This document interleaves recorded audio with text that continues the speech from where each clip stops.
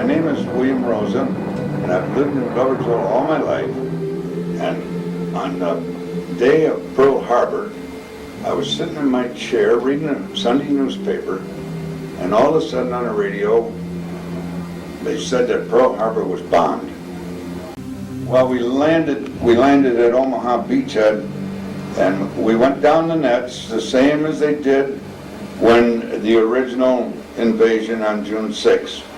They took us in and dropped us off in 3 or 4 foot of water, and we had to waddle through that and walk up the hill. I saw a very impressive sight. When I got to the top of the hill, a cemetery up there, it looked like it went forever. White crosses. Was very impressive. Time they were rolling these here little hand grenades down the hill, and one of them got me in the arm and got me in the leg. How it got me in the leg, I don't know, but it got me.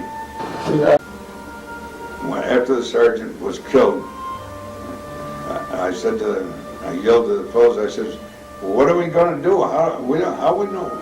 None of us have got any experience. We're all beginners. There wasn't an experienced man there except the sergeant. So we didn't know what to do. So one of the fellows said, well, rather than get picked off and get killed, let's surrender. So I said, all right, if you all agree on it, we'll do it. Otherwise, we won't do it. So they all agreed. So there was 6 of us left out of our squad. All of a sudden, the minute we surrendered, 3 other German soldiers popped up in the trench. So they took us out of the trenches, took us back to a command post, and they interrogated us there.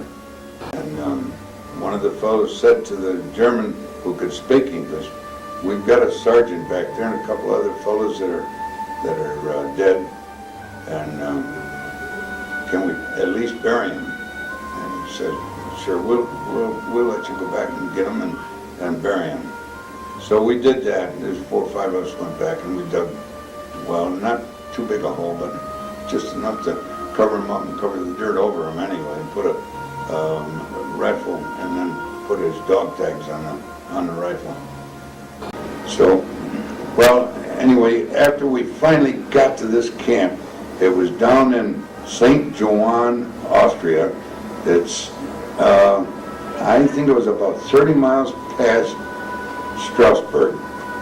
That day, there was an air raid sounded, and the guard said to us, said, no, we have no air raid shelters here. The only place you're got to go up on the mountain. And the mountains were like the Catskills are, or the Alps are. They just go almost straight up. And we'd go up, I would say 1,000 feet, 1,500 feet. And we'd sit there on the side of the mountain, spread out, over the mountain, we'd spread out. And the planes would come in, these bombers, B-24s, would come in, you could see them open their doors, you could see the pilot right into the cockpit, and he'd be right at eye level with us. And he'd drop his bombs, next plane coming through, they'd drop their bombs, they'd get the powerhouse, they'd get the dam, they broke the dam one day there. Some days they missed the dam, but they knocked the powerhouse out again, see. But I had to give those guys credit. Flak going up all around them, all the time. But they went right straight through that flak. And that took a lot of guts.